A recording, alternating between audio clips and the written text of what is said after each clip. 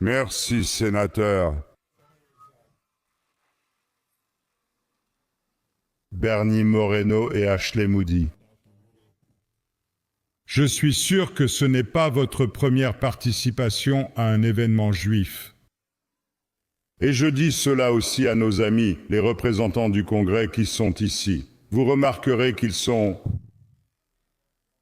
très longs sur les présentations et brefs sur les discours, ce que j'ai l'intention de faire. Mais je veux remercier tous ceux qui m'ont précédé pour leurs paroles réconfortantes, votre soutien sincère, la façon dont vous accueillez Sarah et moi. Mon fils Yair. Notre délégation comprend la ministre Regev du gouvernement israélien, notre ambassadeur auprès de l'Organisation des Nations Unies, notre ambassadeur à Washington, et bien sûr nos consuls généraux à New York et à Miami. Je veux tous vous remercier, rabbins. Tehila. Quelle force de la nature, cette femme. C'est incroyable.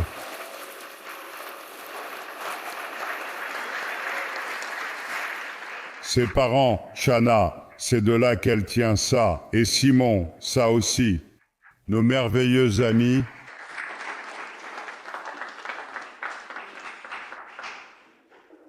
Nous sommes ici le dernier jour de 2025, ici à Miami, dans le grand État de Floride. Je ne connais personne qui ne va pas en Floride de nos jours, et tous les deux y restent.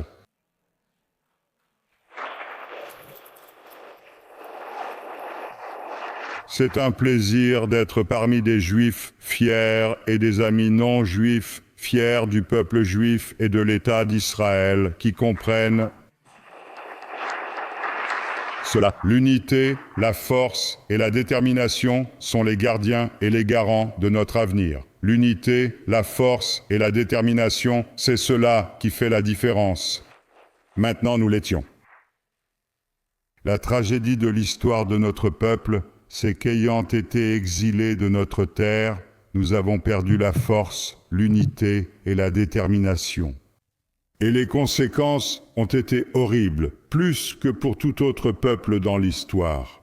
Nous avons été expulsés de terre en terre, nous avons subi des pogroms, nous avons subi des massacres, culminant avec le plus grand de tous, la Shoah, au cours de laquelle un tiers de notre peuple a été perdu.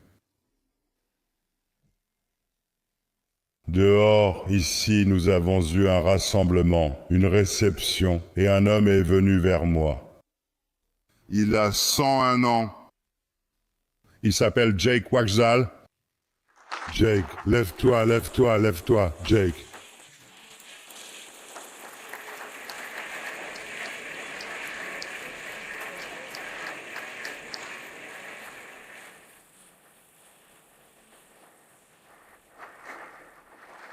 Jake est un survivant de l'Holocauste.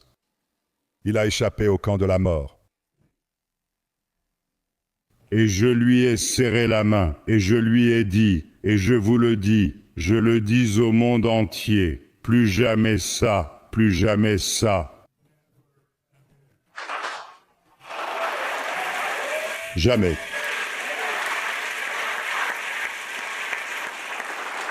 Plus jamais. L'année dernière, nous avons montré à ceux qui voulaient détruire Israël, nous vous détruirons, vous ne nous détruirez pas. Plus jamais, c'est l'année prochaine, et pour toujours.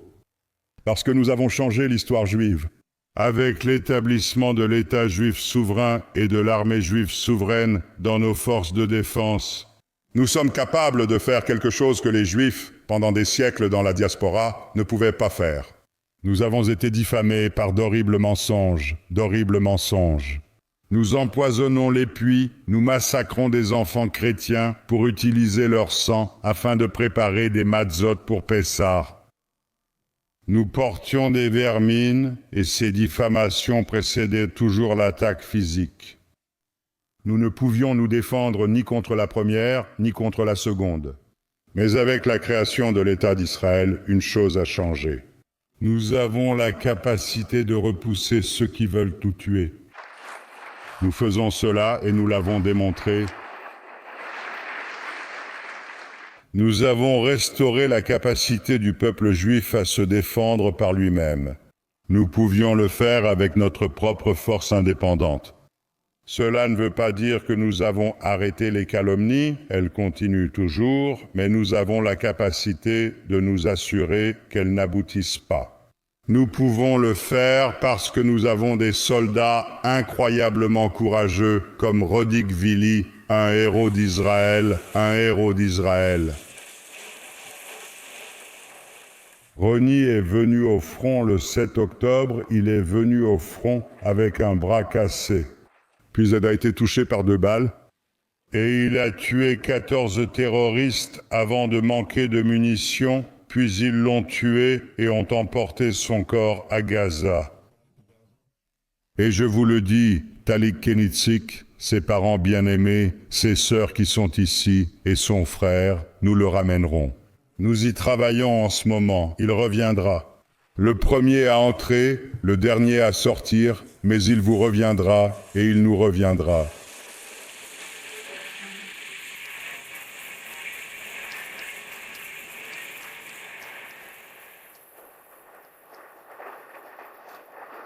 Nous avons accompli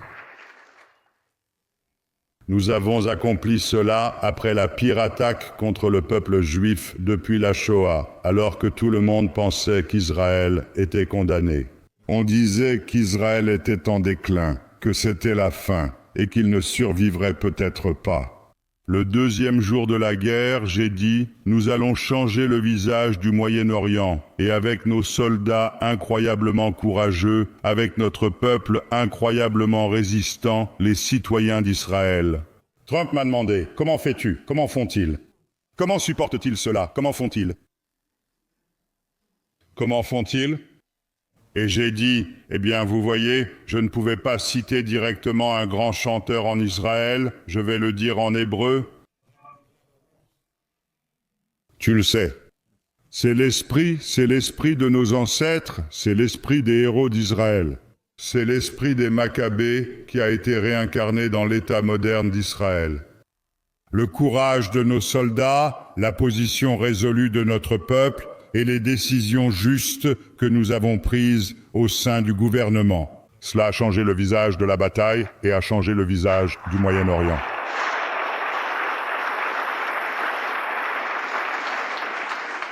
Et il y avait une autre chose, 2 choses. Premièrement, la capacité de faire ce qui est juste, de décider de faire ce qui est juste, puis de le faire. Face à une pression énorme, y compris celle venant de notre plus grand allié, nous devions montrer à nos ennemis que nous ferions ce qui est nécessaire pour protéger la vie de notre État et celle de nos citoyens. Et le fait que nous l'ayons fait sous une attaque énorme de la presse mondiale et dans des conditions très difficiles avec notre allié américain a démontré la profondeur de notre détermination. C'était une chose qui a été démontrée et cela a été remarqué, mais la deuxième chose qui s'est produite était cela. Nous avions aussi l'amitié des États-Unis et le soutien d'un président comme aucun autre. Le président Donald J. Trump, pour le soutien qu'il a apporté à l'État d'Israël,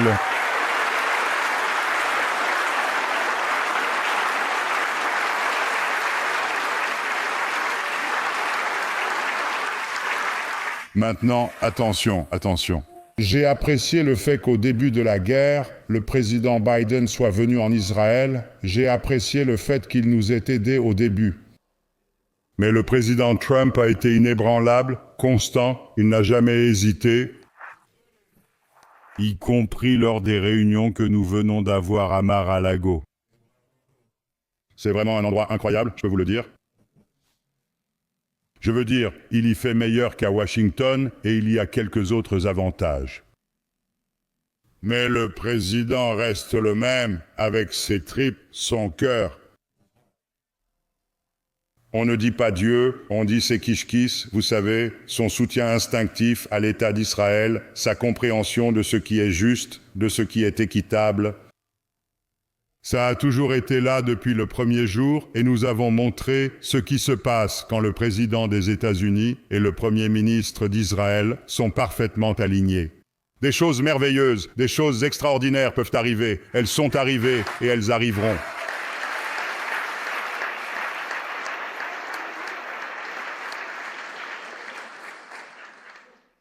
Donc, pour beaucoup, ils voient la merveille d'Israël, ils voient comment ce petit pays, gigantesque par son talent et son esprit, peut affronter des ennemis 10, 20 fois plus grands et gagner.